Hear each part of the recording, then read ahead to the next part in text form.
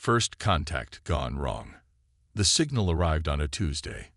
Commander Eliza Reyes stood in the control room of the Lunar Observatory, staring at the data streaming across her monitors.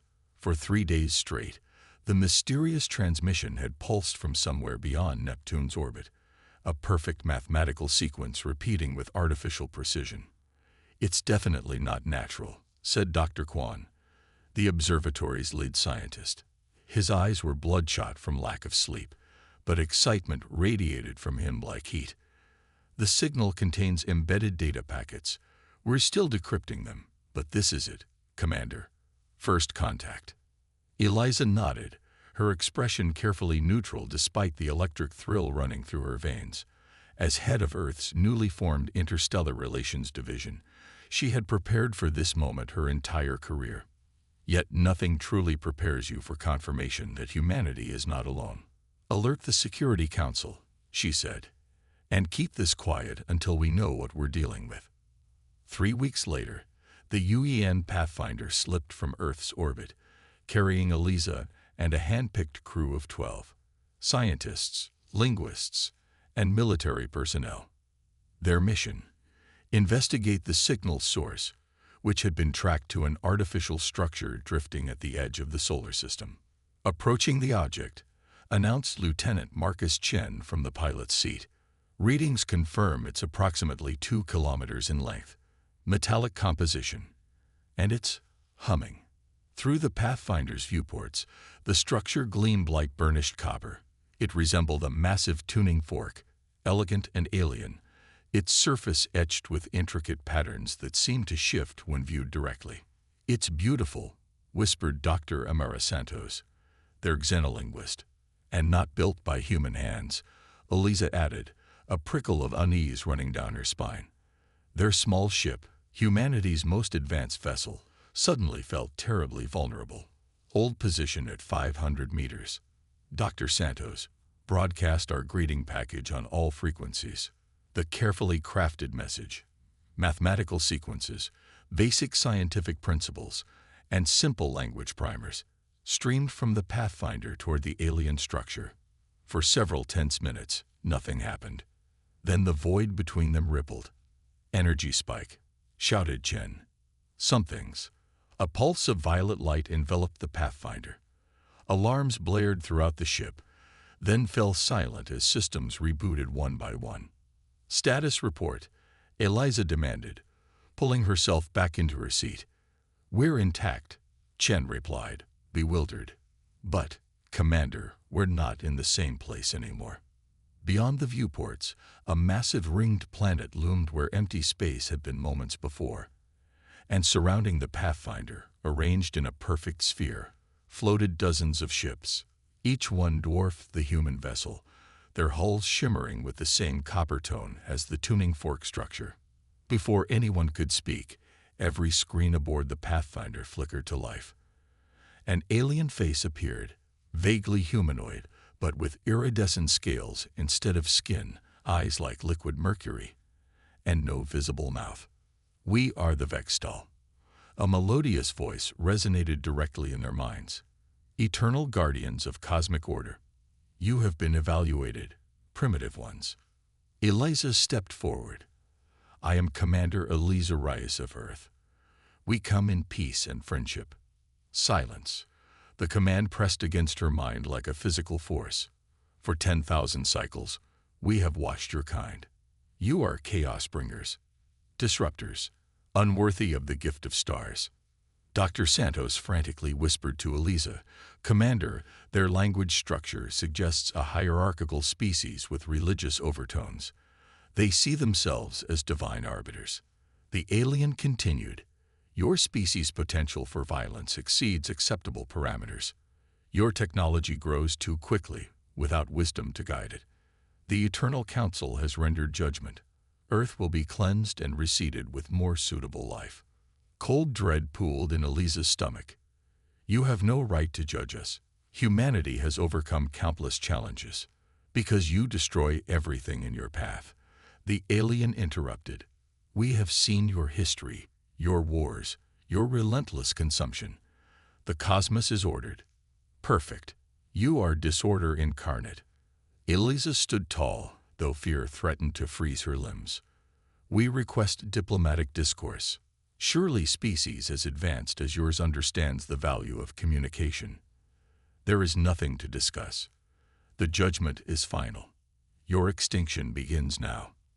Without warning, one of the smallest alien vessels fired a beam of energy that sliced through a portion of the Pathfinder's hull. Emergency bulkheads slammed shut, but not before 3 crew members were lost to the vacuum. "Get us out of here," Eliza shouted, grabbing the command console as the ship lurched. "They've surrounded us," Chen responded, his fingers flying over the controls. "Jump drive charging, but it'll take 2 minutes."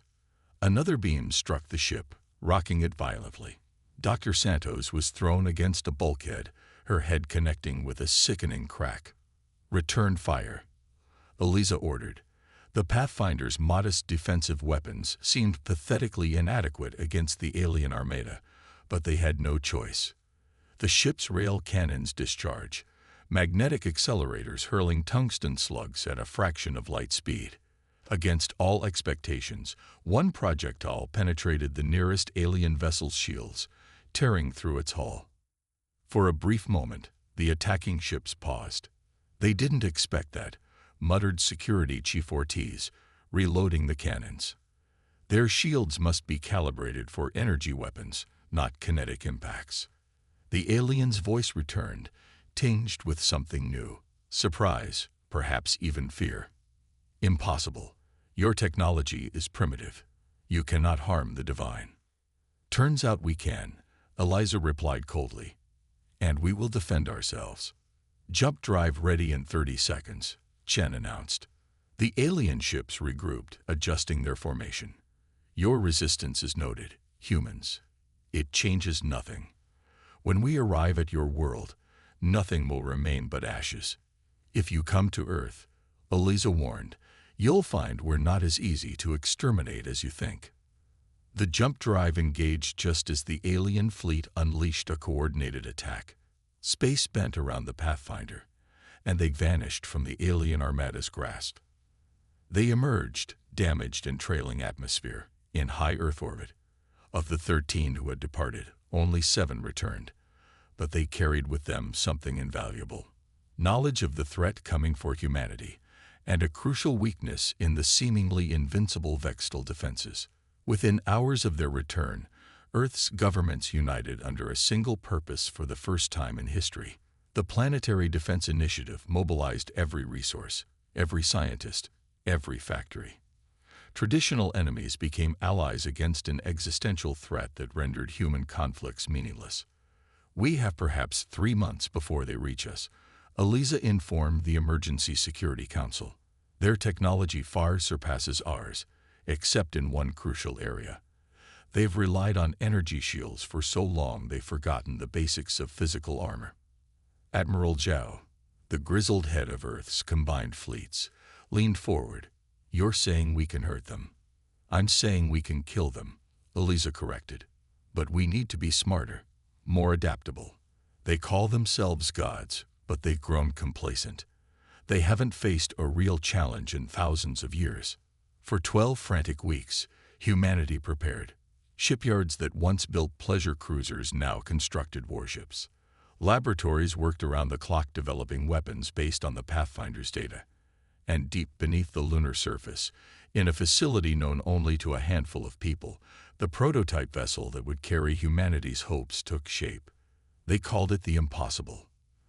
The name was fitting in more ways than one. The ship incorporated technologies that theoretical physicists had deemed centuries away from practical application. It housed weapons that bent the laws of physics. But most impossible of all was what it represented: humanity's refusal to kneel before self-proclaimed gods. As Earth's defenders prepared for war, Eliza found herself standing before the half-completed Impossible, its massive frame dominating the lunar construction bay. "Will it be enough?" asked Chen, who had become her right hand since their return. Eliza watched workers swarm over the ship like ants, installing systems that didn't exist 3 months ago. "It has to be," she replied, "because we aren't just fighting for survival anymore. We're fighting for the right to determine our own destiny. The Vextal arrived precisely when predicted, their massive fleet emerging from faster-than-light travel at the edge of the solar system. Their message to Earth was simple: surrender and accept extinction, or be destroyed entirely. Humanity's answer came in the form of the Impossible and its escort fleet, rising from their hidden bases to meet the alien armada. At their head, Commander Eliza Reyes prepared to make history, or become a footnote in the final chapter of human existence. The battle for humanity's future. The Impossible hung in space near Jupiter's orbit, its black hull absorbing light rather than reflecting it. Behind it formed Earth's hastily assembled defense fleet. 200 vessels of varying sizes, from converted civilian ships to military destroyers, all retrofitted with newly developed weapon systems. Commander Eliza Reyes stood on the Impossible's bridge, studying the tactical display. The Vextal fleet approached in perfect formation, 300 ships arranged in concentric rings around a massive central vessel nearly 10 kilometers in length. "They're still broadcasting their ultimatum," reported Communications Officer Hernandez. "Same message as before: surrender or extinction." "No response," Eliza ordered. "Let them think we're paralyzed with fear." Admiral Zhao's weathered face appeared on the main view screen. "Commander Reyes, the fleet is in position. All ships report weapons hot." "Acknowledged, Admiral," Eliza replied. "Remember the plan. Conventional fleet holds back until the Impossible confirms the vulnerability. We get one shot at this." The bridge fell silent as the Vextal armada drew closer. At Eliza's side, Lieutenant Chen monitored the experimental drive systems, while Dr. Santos, recovered from her injuries but sporting a jagged scar across her forehead, analyzed incoming data on the alien vessels. "They're scanning us," Santos reported. "Heavy focus on the Impossible. They're confused. The ship's quantum displacement field is working. They can't get a clear reading on our capabilities." "Good," Eliza said. "Let's add to their confusion. Tactical. Deploy the ghost drones." From the Impossible's lower bays, hundreds of small, unmanned craft swarmed into space, barely larger than torpedoes. Each carried a specialized electronics package designed to mimic the signature of a much larger vessel. On the enemy scanners, it would appear as if Earth's fleet had suddenly tripled in size. The Vextal response was immediate. Their perfect formation wavered as ships repositioned to address the apparent new threat. A voice echoed through the bridge. The same melodious, mind-pressing communication they had encountered at first contact. "Your deceptions are childish, humans. False images cannot harm the divine. This display of primitive trickery only confirms our judgment." Eliza smiled thinly. "That's right. Keep thinking we're primitive." She nodded to Chen, who activated the Impossible's primary systems. Throughout the massive ship, experimental reactors surged to life, channeling energy through conduits made of materials that didn't exist 3 months ago. "They're launching attack craft," Santos warned. "First wave approaching. Hold position," Eliza commanded. "Let them come to us." The Vextal strike force, sleek, dart-like vessels glowing with the same copper hue as their motherships, accelerated toward the Impossible. Energy weapons powered up, preparing to deliver the same devastating attacks that had crippled the Pathfinder. "Shields at maximum," Chen reported. "Kinetic defense grid online." The first salvo from the alien vessels washed over the Impossible in waves of destructive energy. Unlike conventional shields, which tried to block incoming attacks, the Impossible's defense system absorbed the energy, its specialized hull glowing increasingly bright with each hit. "Shield capacity at 60% and holding," Chen announced, surprise evident in his voice. "The reclamation system is working." Eliza allowed herself a moment of satisfaction. "Return fire. Conventional weapons only for now. Let's see how they react." The Impossible's rail cannons responded, launching hyperdense projectiles at velocities approaching relativistic speeds. The simple kinetic weapons, refined versions of what had damaged the alien vessel during first contact, tore through the smaller Vexful craft. Several exploded in silent bursts of light, while others spun away damaged. The alien voice returned, now tinged with unmistakable confusion. Impossible. Your weapons are effective. This contradicts all analysis of your technological capacity. You made a critical mistake, Eliza responded, opening a channel for the first time. You judged us by your standards. You've been stagnant for millennia, seeing yourselves as perfect as gods. But humans, we're messy, chaotic. We evolve. The Vextal launched a second, larger wave. This time, their ships adjusted, attempting to evade rather than absorbing the kinetic strikes. Several of Earth's smaller vessels took devastating hits, disintegrating under the alien onslaught. They're adapting, Santos warned. Learning our tactics. So are we, Eliza countered. Dr. Santos, are you convinced they're receiving commands from the central vessel?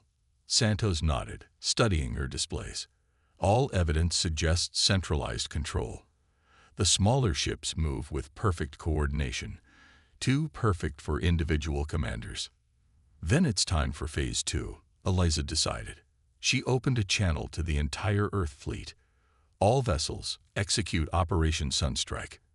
I repeat, execute Sunstrike. Earth's fleet suddenly scattered in all directions, seemingly in panicked retreat.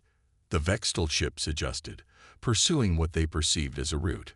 Meanwhile, the Impossible accelerated directly toward the massive central command ship, its experimental drive leaving a trail of distorted spacetime.